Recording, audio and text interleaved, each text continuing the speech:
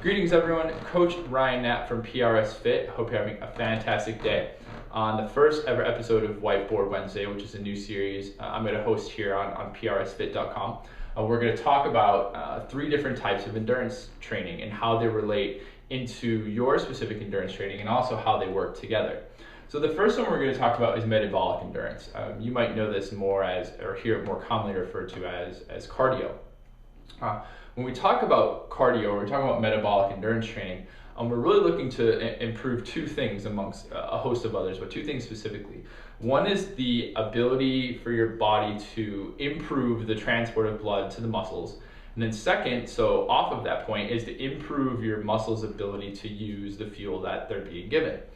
And when we talk specifically about improving the muscles using the fuel, we're looking at different pathways that are transporting the energy. And 2 of those pathways are the phosphagen and the glycolytic pathway, which deal with anaerobic exercise, so exercise that is not powered by oxygen primarily. And then we look at the oxidative pathway, which is the pathway that's used in aerobic exercise, so exercise that's using oxygen to be able to power our muscles. And we look more often as endurance athletes at the oxidative pathway in terms of having longer efforts where we're using oxygen as the primary source.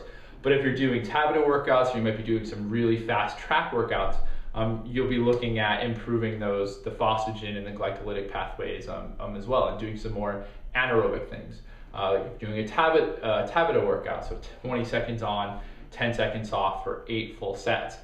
That's definitely very anaerobic because you're going very, very hard, very fast, and then you're stopping. So we do improve both of those as endurance athletes, and they both are beneficial in terms of getting the most bang for our buck in terms of being an effective and a successful endurance athlete. And then we're looking also at how the heart is performing too. So we had talked about improving sort of the transport of blood through our muscles and also throughout our body.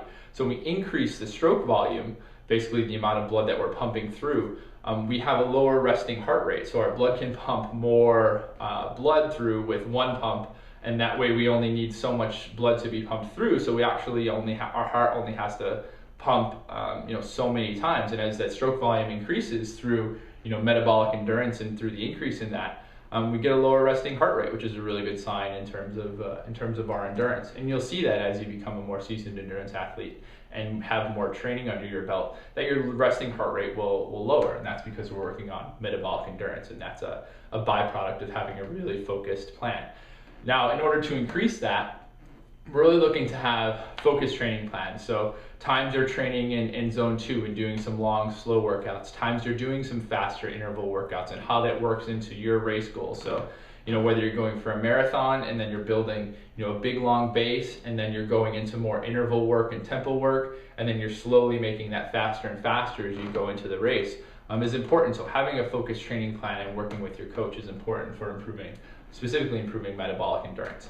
Now, the second one we're going to talk about is motor, right? And specifically motor endurance is how your body remembers to do a certain activity. So we think about like playing guitar, playing an instrument. If you've ever learned how to play an instrument, you don't simply just pick it up and play. You have to teach your body how to perform the activity. And to do that, you do it over and over and over and over. It's like if you brush your teeth, say, people always, brush your teeth generally with one hand. I brush with my right hand. So it's just a motor activity. Your body just learned how to do it. If you switch, it becomes really difficult because your body's conditioned to just use the one hand, or you can do that for a myriad of different activities.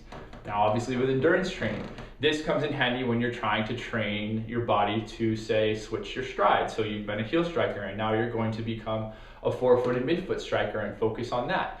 Motor endurance, or being able to teach your body, first off, how to perform the activity, and then secondly, how to perform that activity for a long period of time. So when you get tired, when you start going for longer and stronger distances, that your body has that motor endurance to be able to keep the activity going, so to keep that form and remember how to do it without having to think about it and without also breaking down over that time frame. And these 2 are obviously working together, because if you have the ability for your body to sustain that effort in terms of your heart rate staying low and your body working well, being able to buffer that lactic acid, or specifically the hydrogen ions that are that are being produced when your body's buffering the lactic acid, then the motor endurance is going to be there as well, because your body is functioning very, very nice. Your body is functioning in a real symbiotic relationship with those two happening. So the motor endurance is important when we're talking about form work. Any form work, you're outside and you're practicing that, and you're imprinting it into your body, just like I said, practicing an instrument. You're imprinting that motor movement, and you're improving your motor endurance by doing that. And by taking your training from a manageable point and increasing it in certain intervals that are making your body be able to withstand that. Not going from a mile to 10, because the motor endurance isn't going to be there. This is when we talk about form breakdowns. In the pool, after you've done maybe 2,000 or 2,500 yards, you might start to notice your form starting to breaking down, and that deals with motor endurance, but also is a metabolic endurance, because your body is getting tired. You're getting tired inside, so then the motor part starts to break down. So those two work very much hand in hand with each other. Now the third part is also a very important aspect, and it's mental. So 3 M's, very easy to remember. And mental endurance is a part of endurance training that is spoken about and is talked about, but mostly with really high-level athletes. And we talk about someone like Chris McCormick, who is obviously a very, very successful triathlete. And if you ever read his book, his whole focus to mental training and to being very strong mentally and to have a very strong mental endurance capacity is something that he relies on for his success, and something that he's hung his hat on in terms of how he can focus mentally and have very strong mental endurance, but also how he looks at other athletes that he's competing against. And he says, oh, I noticed that Andres Rayler is looking a little off today, and I can tell by how he's warming up or how his body language is. And so he's looking mentally not only in himself but in other people to see how they're functioning and to see how they're getting on mentally. And it's a really, really important point, especially as you start upping mileage. So you might be going from a 5K to a 10K to a half marathon or a marathon or even beyond. One of the things that I hear as a coach, and one of the items that our athletes talk about, is how can you run for 2 hours, or a marathoner might say to an ultra, how can you run for 8 hours or 9 hours? And it comes from mental endurance. If you train yourself, the right way cardio-wise, or work on your metabolic endurance, and you have good form and you've been able to sustain that, this is the key that's going to sort of take you to that next level. Not even take you to that next level to winning Kona or placing first in Western States or the Boston Marathon, but specifically to perform at your best. Is remember that all of these things are important regardless of what level athlete you are. So mental endurance is extremely important. There's some really easy ways that you can work on that. One thing that I like to tell my athletes is some days just leaving your heart rate monitor and leaving your iPod and all those gadgets at home and just go out and run. Mentally go out and be able to sustain a run for an hour or an hour and a half without anything having to power you, without saying, oh, I need my iPod to do this run. Can you sustain that pace mentally? Another great way to do it is to journal. Craig Alexander, who's another fantastic triathlete, before his races, he actually looks at his journal. He keeps a race journal every day, or a training journal, and I keep one myself. And before the races, he goes through and reads that, and that says to him and helps him prepare mentally, saying, oh, I've trained really, really hard for this race. I got up in the morning, I did my workouts, and I'm ready to go, because I can look at them and see that I completed all my workouts and that I'm trained well and I'm ready to go out and race. So, mental endurance is something that is important, in that there's different ways you can improve it, like I just mentioned a few, but it's really thinking in your mind, what are you doing motivation-wise? How are you motivated? And, can you carry yourself and finish that race and be able to be the best that you can be?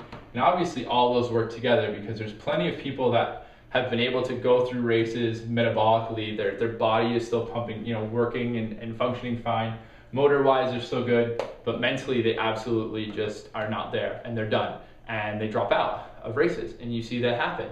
It's, can you push yourself when all these things are working hard but still working? Can you push yourself mentally to be able to get through it? And even if something were to go wrong with one of these, so let's say you start to bonk a little bit, or you start to have a little bit of a cramp, and that throws off your sort of motor endurance or your motor memory, your muscle memory. Can you mentally get through that? So you can see that all of these are really working in tandem to be able to produce the best possible endurance athlete that you can be. So those are the 3 types of endurance: metabolic, motor, and mental. I hope the explanation was helpful to you in terms of how you can apply it into your training. If you have specific questions that I can help with, feel free to get in touch with me on Twitter at RyanJKnapp, or you can email me at ryan@prsfit.com. And I'll be back next week with another episode of Whiteboard Wednesday. If you want to leave comments too, you can leave them in the blog or leave them below the video on YouTube and wherever we have it posted. So we'll be back next week with another episode of Whiteboard Wednesday. And as we always say at PRS Fit, be healthy, train smart, and have fun. Have a fantastic day.